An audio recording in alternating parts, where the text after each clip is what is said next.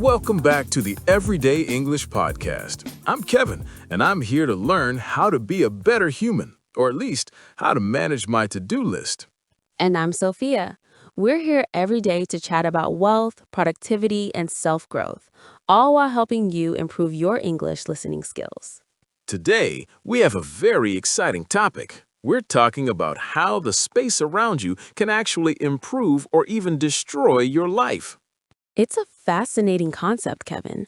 Most people think they have total control over their choices, but often it's the room they are sitting in that's making the decisions for them.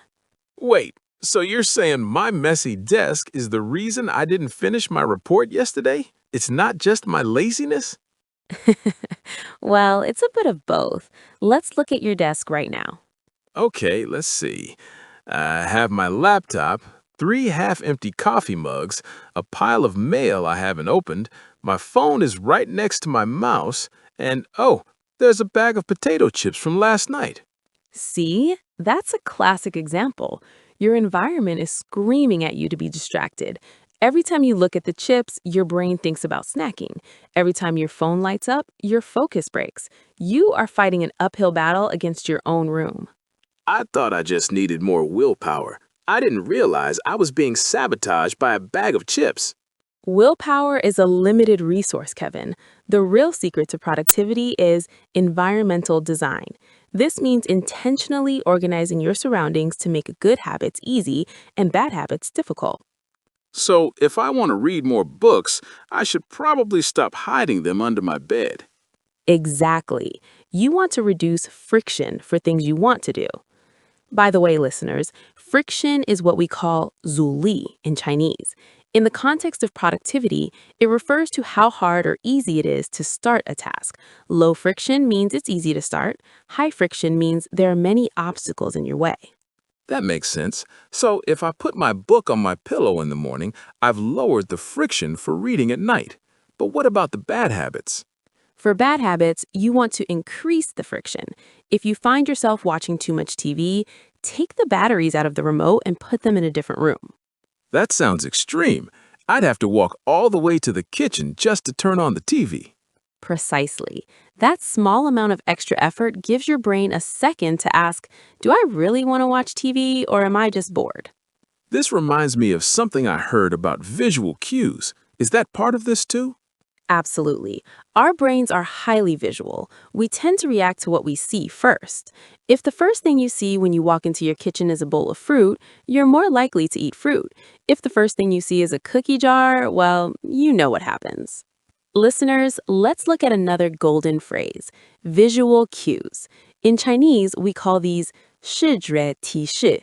These are the environmental triggers that tell your brain to start a specific behavior. I've noticed that when I go to a coffee shop, I work much faster. Is that because the environment is designed for work? Partly. It's also because of context association. Your brain associates your bed with sleep, your sofa with relaxing, and perhaps that specific table at the coffee shop with work mode.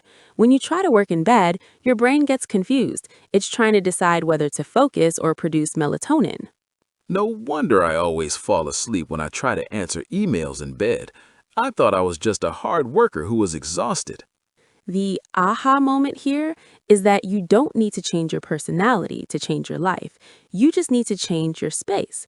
If you want to be a person who exercises, put your gym shoes right by the front door.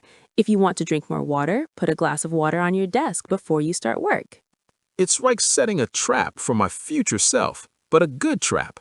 I'm finally realizing that my environment has been destroying my focus because I never took the time to design it. I've just been living in a space that happened by accident. That is a great way to put it. Design your life. Don't just let it happen. Wow, I feel like I need to go home and move all my furniture now. But before I do that, if you're enjoying these tips and want to support our show, please consider buying us a coffee. It helps us keep the lights on and the microphones running. You can find the link in the show notes. Thanks, Kevin. And remember, listeners, we aren't financial advisors. We're just sharing these perspectives to help you think about your habits and your English in a new way. So, Sophia, before we wrap up, do you have a challenge for our listeners today? I do.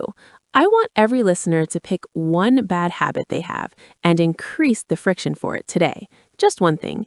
If you spend too much time on social media, move the app off your home screen or delete it for the weekend. And what about a good habit challenge? For a good habit, create one visual cue. If you want to practice your English more, leave your English notebook open on your desk so it's the first thing you see when you sit down. I love that. I'm gonna go home and put my phone in a literal drawer while I'm working. That's my high-friction move for the day. That's a great start, Kevin. Your focus will thank you. Thanks for joining us today on the Everyday English Podcast. We hope you learned some great new vocabulary and some ways to fix your space. See you tomorrow, everyone. Happy designing.